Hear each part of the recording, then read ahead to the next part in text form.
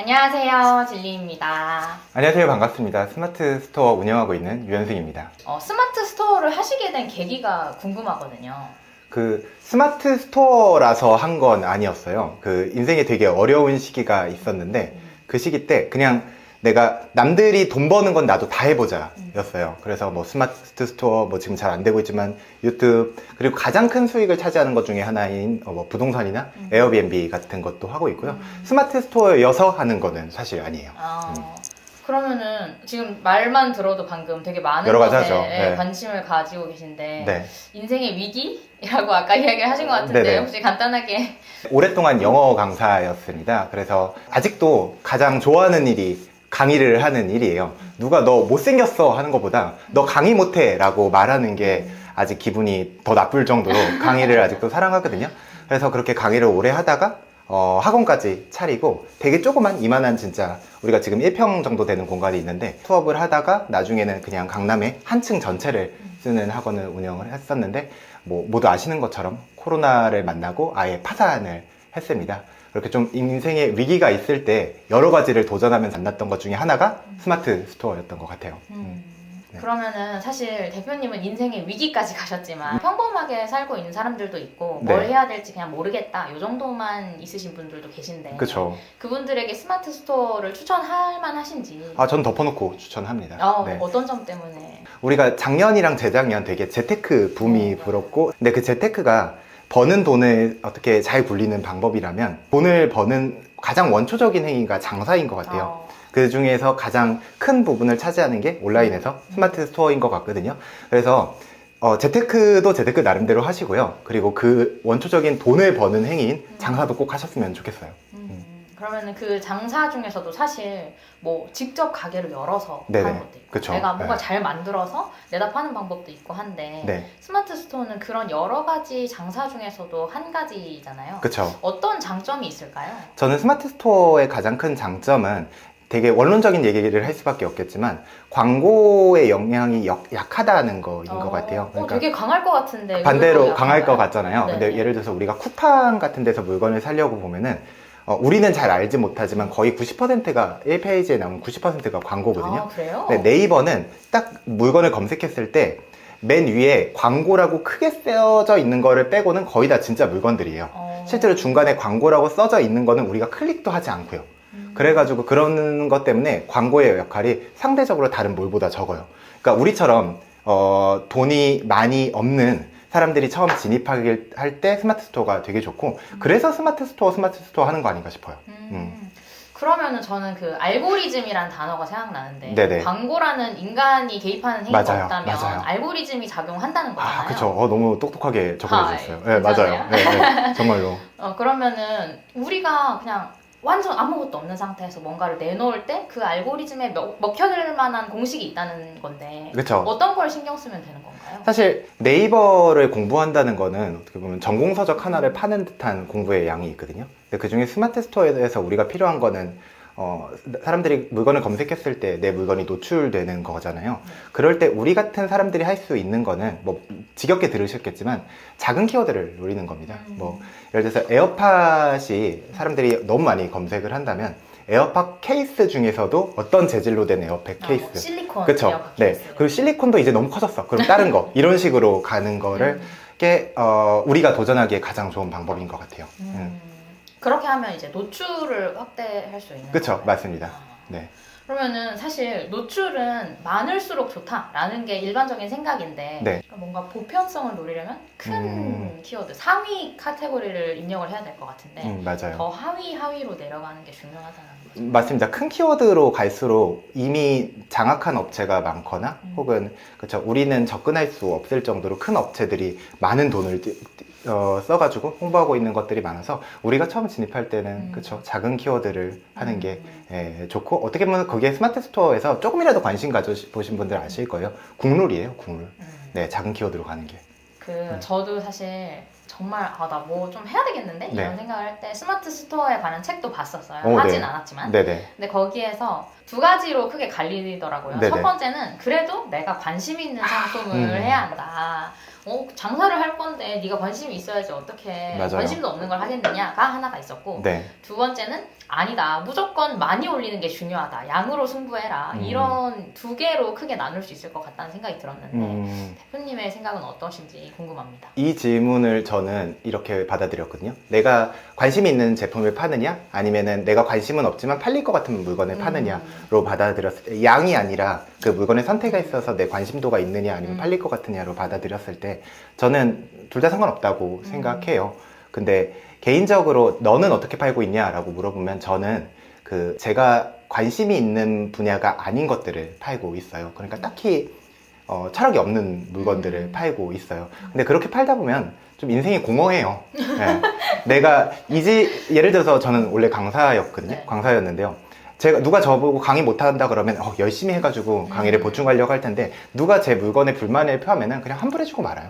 네, 그래서 저는 내가 철학이 들어가 있지 않는 아무거나 팔고 있지만 내가 철학이 있고 예를 들어서 우리 집이 김치 공장을 네. 하는데 그럼 그 물건 팔아야죠. 그렇게 파셔도 저는 상관없다고 생각합니다. 그 길이 좀 힘들 수는 있어요. 내가 철학이 있는 부분이 내가 좋아하는 부분을 에브리원이 좋아하는 건 사실 아니니까. 네. 네, 그래서 그게 힘들 수는 있어도 저는 좀 힘들더라도 그 길도 꽤 괜찮은 길이라고 생각합니다. 네. 그러니까 오히려 애착이 있는 거를 더 잘하게 될 수도 있고 그쵸. 반대로 딱히 그런 게 또 없기 때문에 냉정하게 장사를 할 수도 있겠네요. 맞아요. 네, 그렇게 할 수도 있죠. 스마트 스토어는 어쨌든 장사다. 네. 이렇게 보면 될 것 같은데 어느 정도가 됐을 때 뭐 매출이 될 수도 있고 네. 아니면은 대표님이 느끼시기에 어떤 정도가 됐을 때 요 정도면 스마트 스토어 할 만하구나. 내가 어느 정도 궤도에 올랐구나. 라고 할 수 있겠다 생각하셨는지 궁금합니다. 모든 장사가 그렇고 모든 사업이 그렇지만 되게 여러 번 안 됐거든요. 한 10개 차리면 한 4개 성공한 것 같아요. 그래서 잘 안 됐는데 본업이 강사다 보니까 매뉴얼화를 다 시켜놨었어요. 1, 2, 3, 4, 5, 6, 7, 8 이렇게 90 나눠서. 근데 그게 업데이트되고 하다 보니까 어느 순간 스마트 스토어 3개를 연달아서 성공을 시켰어요. 그때 느끼면서 나 이거 가르쳐도 되겠는데? 라는 시점이 좀 왔었던 것 같아요. 그 파워 네, 파워 등급을. 맞죠? 네. 스마트 스토어도 이렇게 등급이 있는데 맞아요. 뭐 위에서부터 순서대로 어떻게 돼? 그거 위에는 저는 생각도 안 하기 때문에 왜냐면은 슈퍼파워. 빅파워 그러니까 그런 기준으로 볼게요. 일반인 기준에서 저처럼 집에서 혼자 할 수 있는 기준에서 빅파워를 큰 거라고 보면 좋을 것 같아요.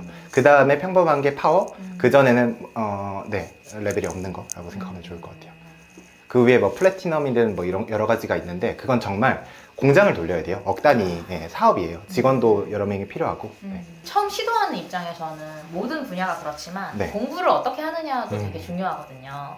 대표님은 어떻게 공부하셨는지 아니면 이렇게 하시면 좋겠다라고 하시는 게 있는지 궁금합니다. 진짜 열심히 공부했죠. 와, 공부 진짜 제 철학이 그거거든요. 적을 알고 나를 알면 백전백승이다. 그리고 초심불망이다. 네이버가 적인가요? 네이버가 적이죠.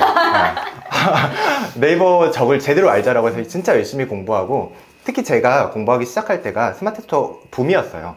네, 거품이 되게 심할 때여서 왜 모든 거품이 그렇듯이 그 안에 상술도 있잖아요. 거품을 이용한. 그래서 그 상술에도 되게 많이 당하고 내가 강의를 듣고 있는 건지 자기계발서를 듣고 있는 건지 모를 정도로 왜 이 사람이 나한테 인생을 가르치지 할 정도의 강의도 많이 듣고 돈도 진짜 많이 썼는데요. 어디 말할 때 진짜 아반떼 한 대 값은 썼다고 말해요. 네, 진짜 스마트 스토어 공부하는데 아반떼 한 대 값은 썼고 근데 지금 여러분이 배울 때는 저처럼 그렇게 배울 필요는 없을 것 같고요. 강의 듣고 저를 가장 많이 발전시켰던 거는 계속 해보는 거였거든요. 해보고 비교하는 실천이었군요. 거. 맞아요. 주식도 한번 해보면 어디 가서 전문가인 양 행세하잖아요. 딱 그거 비슷한 것 같아요. 한번 해본 다음에 되든 안 되든 나 이거 좀 알아 라고 말할 수 있을 정도로 해보는 게 좋은 것 같아요. 그러면 뭐 예를 들어서 스마트 스토어를 개설을 했다. 네. 그리고 그 안에서 내가 터치할 수 있는 포인트들이 있을 거잖아요. 그렇죠. 예를 들면 어떤 것들이 있을까요? 영향을 미칠 수 있는 무언가를 말씀하시는 그쵸. 거죠. 내가 조절해보면서 이렇게 실천하면서 더 앞으로 나아갈 수 있는. 이걸 너무 말하고 싶어요. 이거 진짜 그 스마트 스토어의 가장 큰 장점은 오픈북이라는 거거든요. 온라인에서 물건을 파는 거의 가장 큰 장점은 오픈북이라는 거예요. 근데 내가 온라인에서 이거 하면 될 것 같은데 감이 와 이렇게 파는 거는 오픈북 시험에서 책 덮고 시험 보는 거예요.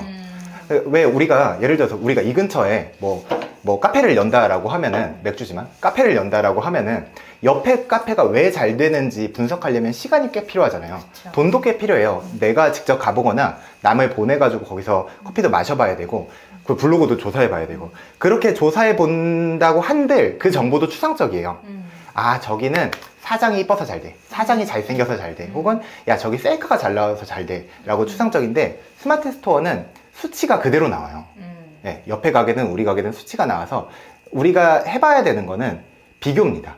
네, 썸네일을 한번 올렸는데 한 3일 정도 기다려요. 그러면서 유입이 올랐네? 그러면은 그걸로 쓰면 되는 건데 유입이 안 좋네? 그럼 바꿔보고 이전에 했던 거랑 비교해보고 그러다 보면 클릭량이 높아질 거잖아요. 네. 클릭이 높아진 다음에는 이제 판매량을 늘려야 되잖아요. 네. 상세 페이지도 바꿔보다 보면 이 두 개가 우리는 비교해보면서 할 수 있는 거잖아요. 그렇게 해서 비교해보는 게 가장 중요한 것 같아요. 그러면 고객을 획득할 때 뭐 노출과 클릭과 이런 것들을 확인해 볼 수 있는 그쵸. 장치들을 한번 건드려 보고 맞아요. 그리고 들어온 다음에는 어떤 것들이 고객이 실질적으로 구매를 하게 되는지를 또 한번 조사를 해보고 그걸 감으로 할 필요가 없다는 거죠. 그냥 네이버에서 대놓고 수치로 줘요. 제가 뼛속까지 문과인 사람이거든요. 아, 수만 보면은 머리가 멍해지는 사람이에요. 네. 스마트 스토어의 그 수치는 어렵지 않아요. 되게 프렌들리하게 되어 있거든요. 그래서 네, 수치를 비교해 보면서 하는 게 스마트 스토어에서 저는 필승법이라고 생각합니다. 아이템을 선정을 할 때 그 자체를 어떻게 하는지 그게 궁금하거든요. 뭐 네이버 트렌드를 봐야 된다. 무슨 키워드 그런 페이지도 있고 네, 그런 얘기도 있는데 그건 어떻게 하는 게 나을까요? 이것도 사실 그 전문가분들마다 말이 다르겠지만 개인적으로 초보자들이 네이버 키워드나 도매 사이트에서 주는 그 정보를 여러분에게 이미 그 정보가 갔을 때는 더 큰 사이트들에서 이미 가져갔을 거거든요. 그래서 웬만하면 못 이겨요. 못 이기고 저는 차라리 진입장벽이 조금 높은 상품을 하는 걸 추천드려요. 네, 그러니까 도매국에서 몇 번 클릭하고서 가져오는 거는 여러분뿐만 아니라 여러분보다 훨씬 잘 파는 사람들이 이미 하고 있을 확률이 커요. 그것도 되게 잘. 보통은 클릭 몇 번으로 사오고 싶어 해요. 근데 그런 거 있잖아요. 꼭 전화를 해야 되는 거, 꼭 공장이랑 컨택을 해야 되는 거, 혹은 뭐 그거를 수입하는 업체가 없고 맘카페 같은데 그 왜 그런 분들 계시거든요. 기가 막히게 저기 뭐죠? 공동구매 하시는 분이 있어요. 거기 전화해가지고 떼온다거나 이렇게 약간 남들은 쉽게 못 가져오는 물건을 초보자가 했을 때는 후발 업체가 생길 저기도 적고 해서 저는 그런 걸 좀 추천드려요. 뭔가 생각보다 어려운 길을 맞아요. 가는 게 중요하네요. 네, 얼마 전에 누구 컨설팅을 했는데 제가 이렇게 해보세요 라고 하고 그러면서 아이템도 하나 추천을 드렸거든요. 근데 혼자 어떻게 찾아야 되는지 모르겠대요. 그러면서 하시는 말이 그러시더라고요. 남들에게 진입장벽이 어려운 건 나한테도 어렵다는 거잖아요 라고 그쵸. 해요. 근데 그 진입장벽을 넘었을 때 돈을 벌 수 있는 거거든요. 이 진입장벽 없으면 돈 못 벌어요. 네. 진입장벽이 내가 넘을만 하다 그러면 속으로 아싸 해야죠. 네. 아 저거 별거 아닌데 나 할 수 있는데 저걸로 돈 벌겠구나 라고 해야죠. 네. 야, 너무 멋지시다. 아, 그래요? 아 진짜 여기 네. 좋다 칭찬받고. 아니 보통은 쉬운 길을 가려고 하고 훨씬 쉬운 길을 알려주고 빠른 길을 알려주려고 하는데 오히려 이렇게 얘기를 해주시니까 아 이분은 진짜 장사를 가르쳐 주시는 분이구나라는 그렇군요. 생각이 듭니다. 아, 감사합니다. 여기 좋네요. 그렇다. 그 제품을 소싱을 해야 되잖아요. 네네. 저는 그게 되게 막연해 보이더라고요. 아이템 소싱하는 거요? 네. 그렇죠. 도매국? 막 이런 것도 있고 아니면은 뭐 공장에 가가지고 제가 이런 거 네. 만들어보고 싶어요 라고 이제 진짜 열정적으로 하시는 분들도 있고 그거를 이제 결국에는 위탁이냐 뭐 사입이냐 이런 걸로 구분을 할 수 있을 것 같던데 네. 초보자에게 어떤 거를 추천하시는지. 일단 질문 두 가지로 나눠서 위탁이 좋냐 사입이 좋냐 초보자에게 그거랑 물건 어떻게 소싱해 오냐 이렇게 나눴을 때 전 초보분일 때는 처음에는 사입을 한번 해보셨으면 좋겠어요. 그래야지 열정 생겨서 아 내가 이거 못 팔면 당근으로라도 판다 라는 생각으로 팔게 되는 것 같거든요. 그리고 위탁은 제한이 많아요. 이미지 편집할 수 있는 것도 그렇고 가격도 그렇고 제한이 많아서 처음에 사입으로 해가지고 진짜 10개라도 10개 팔아봤자 돈도 안 드네. 아니 그래도 10개라도 한번 해보면서 진짜 미친 듯이 팔다 보면 그 과정에서 스마트 스토어 배우는 것 같거든요. 그렇게 한번 해봤으면 좋겠어요. 보통은 재고가 남으니까 사입하면 안 된다. 절대 안 되고 그쵸, 위탁해라 이렇게 얘기하는데 반대로 네. 나한테 그냥 막지 못할 장치를 걸어버리는 맞아요. 거네요. 저는 절대 저의 의지를 믿지 않거든요. 아, 네. 그럼요. 네. 네, 그 상황을 만들어서 일단 한번 팔아보는 거. 그러다 보면은 아 인터넷 이렇게 파는 거구나. 내가 할 만한 거다, 못 할 만한 거다 사이즈라도 나오지 않겠어요? 네, 그렇게 하는 게 중요하다고 생각합니다. 그리고 그런 질문을 받을 때가 되게 난해한 것 같아요. 아 물건 어떻게 떼와요? 라고 하는데요. 답 없어요. 예. 여기만 무조건 이 사이트 들어가면 모든 물건이 있다 이런 것도 없고요. 할 수 있는 거 다 해봐야 됩니다. 제가 아까 말씀드렸던 것처럼 맘카페에 가서 그 물건 공동 구매하는 사람은 컨택도 해보고, 저는 가장 많이 하는 방법이 물건 사가지고 뒤에 공장에 전화해봐요. 네, 공장에 전화해서 물건을 먼저 산 다음에 사가지고 그거 네. 제조 뭐 네. 거기에 네, 거기 전화해가지고 한 번에 안 되죠. 전화해가지고 그러면 저희는 OEM이고 그거 하는 업체 있어요. 그럼 전화해가지고 하고, 말할 때도 나 파는 거 더 사라고, 나 진짜 잘 판다고, 달라고 해가지고 하고 팔고, 그게 가장 기본이고요. 도매국이 안 좋다 좋다를 떠나서 이것만 하면은 물건 때울 수 있다. 세상에 이런 건 없는 것 같아요. 근데 이건 딴 질문인데요. 네네네. 그 맘카페에서 공동구매하는 분들은 정체가 뭐인 거예요? 그걸 제가 궁금했거든요. 네. 저도 궁금해요. 너무 궁금하잖아요. 네. 저거는 안 파는 물건이에요. 우리나라에 그리스에서만 파는 물건이거든요. 그걸 팔아요. 메시지 보내는 기능이 있잖아요. 그걸로 보내가지고 물건을 사오는데, 그래서 한번 물어봤어요. 어떻게 사오시는 거냐고. 했더니 친척이 거기 산대요. 네. 친척이 거기 살아서. 그러니까요. 그리스, 저희 누나 남편이 그리스 사람인데. 뭐야? 네, 그거 컨택해봐야 되나? 어쨌든, 네. 그러면은 막 제가 예전에 유럽 여행 갔을 때 한국에서는 본 적 없는 레몬 캔디가 맞아요. 있는데 네. 그런 게 공동구매로 시작돼서 뭐 올리브영 같은 데가 이렇게 맞아요. 거예요? 네. 딱 그런 거예요. 저는 그런 거 너무 좋아해요. 그거 말고 이것도 별개의 얘기인데요. 네. 여러분 만약에 진짜 남들보다 유행을 탈 아이템을 먼저 발견하고 싶으시다면요, 채널 A 보세요. 채널 A에 주부분들이 되게 좋아하는 방송이 있어요. 그 공중파 말고 그 뭐라고 네, 종편. 네, 종편에서 네. 거기서 그런 거 있어요. 뭐 이거 먹으면 살 빠진다. 이거 먹으면 피부 좋아진다. 암에 좋다. 이런 거 아토피에 좋다. 이런 거 나오잖아요. 스마트 스토어에서 완전 그 아이템을 먼저 잡잖아요. 여러분 잠깐 부자 됩니다. 물론 큰 업체가 먼저 들어오겠지만, 근데 잠깐 팔 수 있어요. 네, 그거 진짜 좋아요. 그 뭐 마법의 음식, 맞아요. 놀이가 맞아요. 저도 그런 거 많이 노렸었는데, 네, 그게 그래서 시즌을 되게 많이 타요. 그냥 한 10개, 20개 잘 팔리는 정도가 아니라 10,000개, 막 100,000개 이렇게 팔려요. 네, 진짜 여러분 그거 잘 잡으면 부자 됩니다. 나 갑자기 해보고 싶어.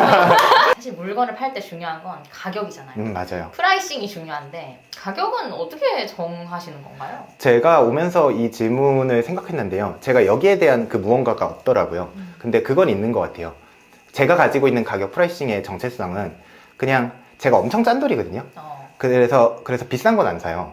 근데 제일 싼 건 또 안 사요. 네, 그래서 만약에 내 물건이 12 정도의 위치에 있다, 1페이지 12 정도의 위치에 있으면 5위부터 한 15위 혹은 1위부터 20위까지 본 다음에 내 가격 정도면 살 것 같은지만 보는 것 같아요. 네, 이 물건의 가치까지 고려를 안 한다는 걸 저도 이 질문 답변을 생각하면서 네, 좀 느꼈어요. 오히려 상대적인 맞아요. 가격이 네, 중요하다. 그렇게 했었어요. 네, 너무 낮아 보이지도 않고 너무 비싸 보이지도 않고. 네, 좋은 방법인지는 모르겠습니다. 다 저마다의 방법이 있는 그쵸? 거니까. 네, 맞아요. 제 방법은 그렇습니다. 그러면은 혹시 뭐 어떤 것들을 팔아보셨는지 여쭤봐도 돼요? 진짜 많이 팔았죠. 네, 진짜 많이 팔았고, 너무 많이 팔아서 자랑할 만한 거를 해볼까요? 그것도 좋죠. 제가 가장 많이 팔았던 건 복숭아를 위탁했던 게 있거든요. 농산물이나 해산물 같은 걸 지배하면 진짜 부자 돼요.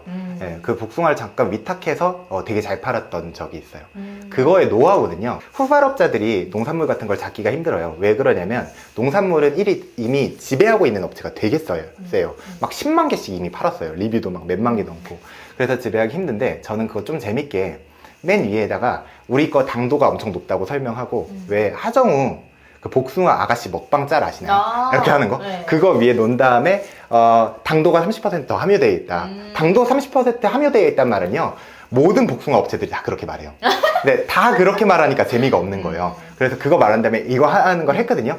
되게 잘 팔았어요. 오히려 후킹을 딱 해버리셨고. 저는 그게 제 철학이거든요. 네, 저는 이미 아래 상세 페이지는 상향 평준화 되어 있다고 생각해요. 어딜 들어가도 이뻐요. 그래서 저는 맨 위에 내가 상대방을 너 우리 가게에서 사야 돼? 라는 그 무언가만 주면 된다고 생각해요.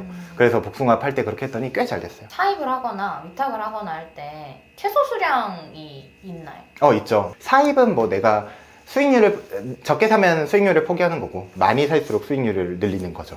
근데 저는 성격 자체가 소심해서 아직도 100개 단위로 사요. 네, 처음에 10개 단위로 샀고요. 언제 어떻게 될지 모르잖아요. 그래서 네, 저는 그 수익률보다 저희 집에서 많이 하지 않는 거, 제 물건이. 그러니까 그러니까 제 인생에서 큰 영향을 미치지 않는 거. 그리고 또 투자한 돈도 내 인생에 큰 영향을 미치지 않는 게 더 중요해요. 네, 그래서 저는 아직도 조금씩 사요. CS가 네.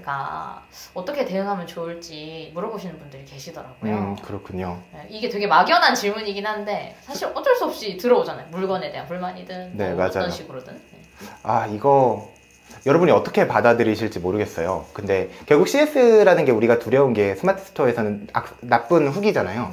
네. 특히 스마트 스토어는 후기를 우리가 어떻게 못해서 되게 두려운 존재인데요.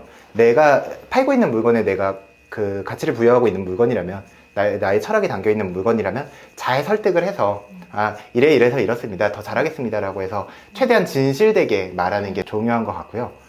근데 저는 사실 그냥 환불해 드립니다.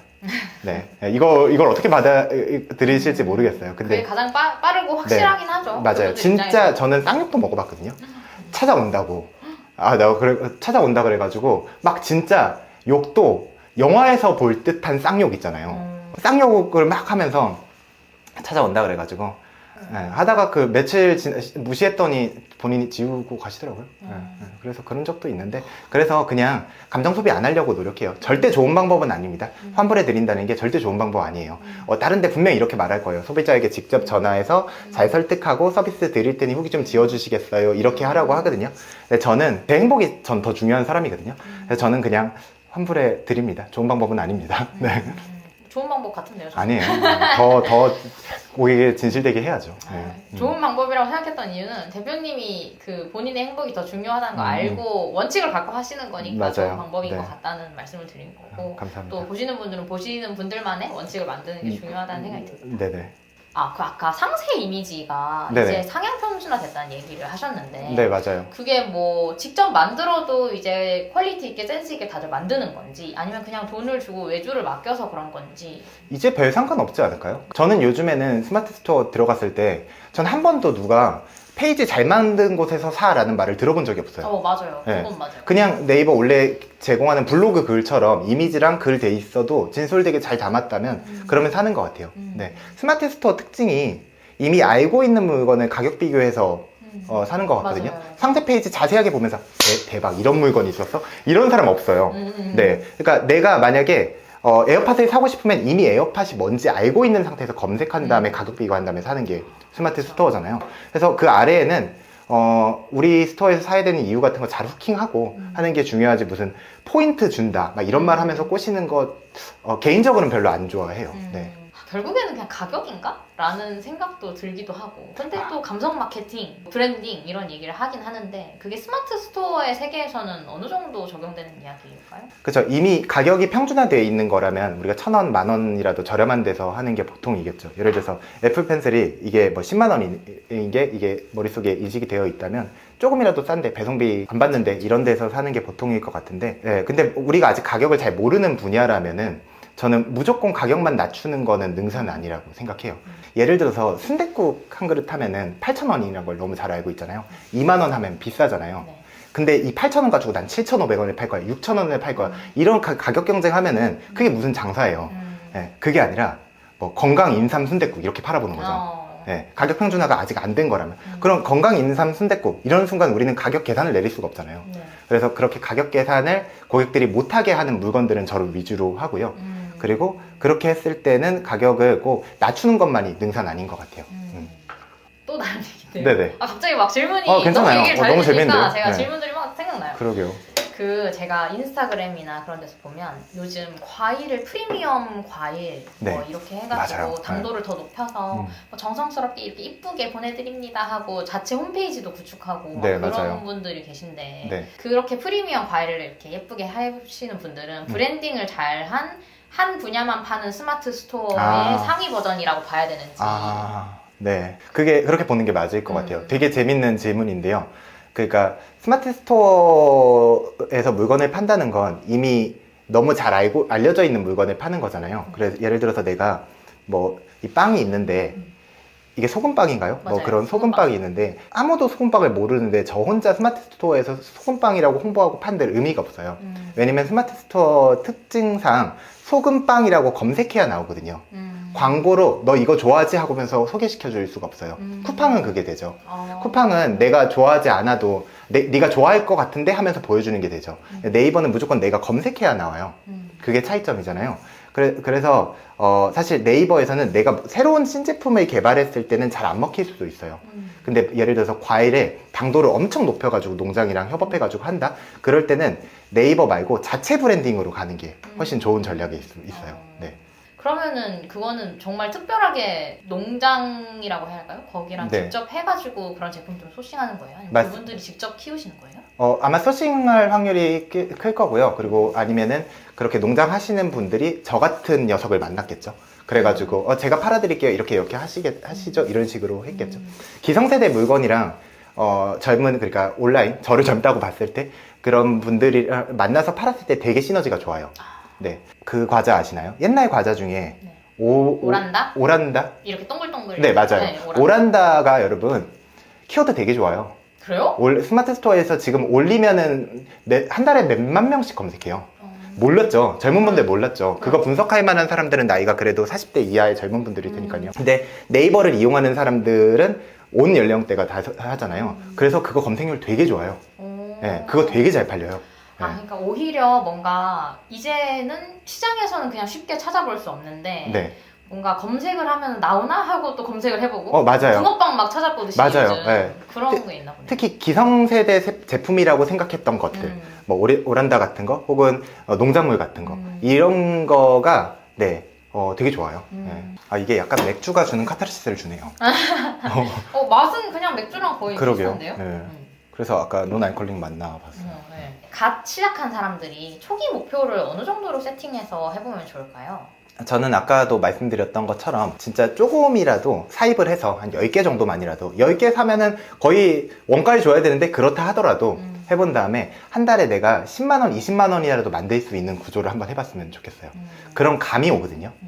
감이란 말을 별로 안 좋아하긴 하는데 그럼 내가 이만큼의 에너지를 쏟고 이만큼의 시간을 투여하면 이만큼 벌겠는데 하는 대충 사이즈가 나와요. 그걸 아는 거를 첫 번째 목표로 잡았으면 좋겠습니다.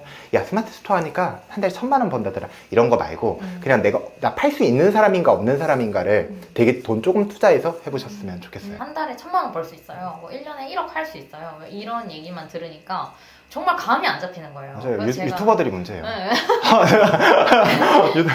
그래가지고 저는 항상 이렇게 초기 목표가 어떻게 되는지가 중요하다고 생각을 해서 한번 여쭤봤던 거였어요. 근데 다른 분들은 컨설팅도 많이 하시고 강의도 많이 하시는데 선생님은 그런 건 안 하시나요?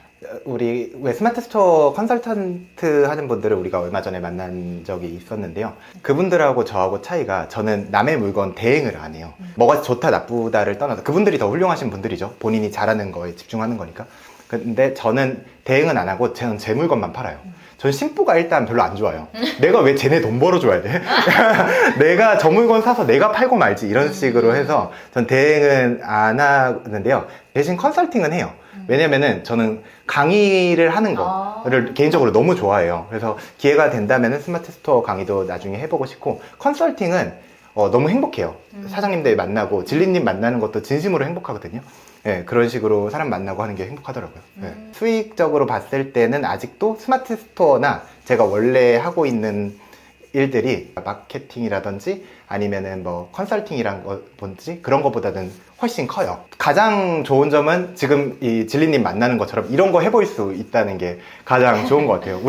제가 만약에 계속 직장에 있었으면은 이렇게 막 하루 전날 인터뷰 어떻게 하지? 막 두근거릴 일이 뭐가 있었겠어요. 네, 이런 거 너무 좋고, 네, 그리고 유튜브도 해볼 수 있고 이런 게 너무 좋고요. 스마트 스토어가 되게 적게 일하고 많이 벌 수 있는 것처럼 그렇게 많이 이렇게 알려진 것 같거든요. 제가 느꼈을 때 디지털 노마드 막 그런 맞아요. 식의 네네.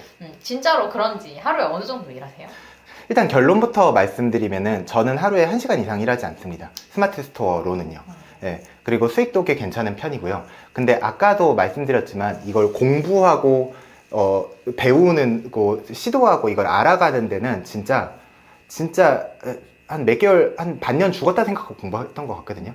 그래서 지금의 저는 좀 쉽게 하는 편이지만 공부하는 데는 시간이 좀 필요하실 거예요. 네. 그러면은 하루가 24시간인데 네. 잠 좀 주무시고 1시간 정도 스마트 스토어에 쓰시면 나머지 시간은 뭐 하시는 거예요? 아, 그쵸. 예, 스마트 스토어로는 1시간 쓰는 게 다고요. 나머지는 제가 다른 사업도 있고 그리고 저는 시간 관리를 잘 못하는 사람이에요. 근데 저는 시간이 되게 소중하다는 건 알고 있거든요. 그래서 저는 덮어놓고 많은 시간을 하루에 프리하게 놔둬요. 한 15시간 깨있다. 그럼 저 잠도 많이 안 자요. 저 9시에 자서 4시 이렇게 일어나요. 네, 아침에 운동하고 아침에 제가 플로깅이란 것도 하거든요. 쓰레기 줍고 또 일하는 건 별로 안 좋아해요. 한두 시간 일하고 나머지 시간은 좀 이런 기회가 왔을 때 인터뷰 좀 잘 준비하는 거 그리고 이런 기회 같은 걸 놓치지 않게 좀 하는 거 이런 데 시간을 써요. 와, 네. 너무 1시간을 일하는 스마트 스토어만 네, 다른 것들도 네, 하죠. 사실 모든 사람들이 모든 걸 할 수 있다고 저는 생각하긴 하지만 네. 특히 스마트 스토어를 이런 사람들이 하면 좋을 것 같아 하시는 기준이나 그런 게 있으신지 궁금합니다. 저는 스마트 스토어를 제가 파산했을 때 했습니다. 제가 되게 인생에서 안 좋을 때 했어요. 이거 아니면은 난 죽어 라는 생각으로 하긴 했는데요. 다 하고 나니까 누군가에게 추천해 준다면 이미 월급이 들어오시는, 그러니까 직장인분들에게 좀 추천드려요. 왜냐면은 스마트 스토어는 이미 누군가 들어왔을 때 뭐 큰 돈을 벌기는 좀 힘든 구조거든요. 그래서 대신 내 한 달에 10만 원, 20만 원 버는 건 생각보다 어렵지 않아요. 근데 그 정도 들어오면요 되게 해피하거든요, 좀 더. 예. 그래서 10만 원, 20만 원 정도의 부가 수익 혹은 50만 원 정도 부가 수익이 들어오는 것도 괜찮으신 분들에게 좀 추천합니다. 내 생계를 걸고 사면 초과를 만든 다음에 하는 분들에게는 죄송하지만 별로 안 추천드려요. 이런 분들이 많이 한다는 건 알지만. 네. 그러면은 뭐 월 1,000만 원 이렇게 얘기 나오는 네. 것들 있잖아요. 네네. 팩트이긴 하나 그걸 받아들이는 사람들이 온전히 수용해서 실천할 수 있는 확률은 적은 편이라고 봐야 되나요? 그렇다기보다는 예를 들어서 제가 20만 원의 수익을 구조를 낸다는 건 이런 거거든요. 한 달에 40%의 수익 구조를 만드는 물건 하나를 파는 거예요. 그러면은 한 달에 40%가 20만 원의 순수익을 낸다 하면 1년 하면은 20 곱하기 12 하게 되잖아요. 240만 원을 벌게 되잖아요. 이걸 전문적으로 하는 사람은 그거 곱하기 10개 하면 돼요. 근데 직장 다니면서 그거 곱하기 10개 하기가 힘들거든요. 네, 그러니까 240만 원 곱하기 10개를 하면은 이제 1,000만 원 단위의 수익이 되는 거죠.